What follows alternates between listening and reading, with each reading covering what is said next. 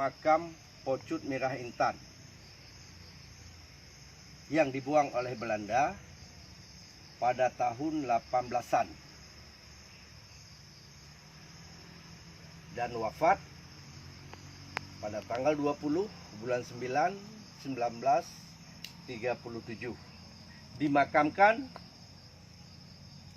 di Tegal Sari. Ini adalah sebuah perbukitan, Tegal Sari, Desa Telurejo. Jarak dari ibu kota Kabupaten Blora sekitar 3 km dari sebelah utara. Saya mendapatkan ini setelah mencari di 2 pemakaman umum dan pemakaman juga dari Raden-Raden. Sebelumnya gagal.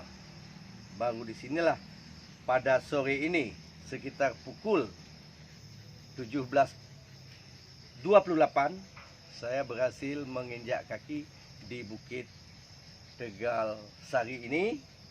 Ternyata disinilah makam beliau. Kita tahu ada 2 tokoh perempuan Aceh yang dibuang ke Pulau Jawa. Yang satu adalah pahlawan nasional Cut Nyak, dan yang kedua adalah Pocut Mirah Intan. Ini belum menjadi pahlawan nasional. Mungkin belum banyak yang tahu atau mengangkat bagaimana kisah perjuangannya. Tapi yang jelas, tidak mungkin seorang perempuan yang begitu nun jauh dari Aceh dibuang begitu jauh ke Blora ini.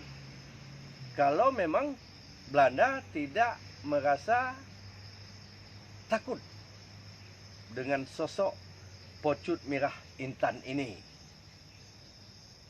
Mudah-mudahan makam ini menjadi salah sebuah bukti bahwa pejuang perempuan Aceh sangat terkenal. Jadi ini akan menjadi satu catatan tersendiri, dan mudah-mudahan ke depan Pemda bisa melakukan renovasi terhadap pemakaman ini sehingga akan menjadi tempat objek wisata atau penelusuran sejarah bagi bangsa Indonesia.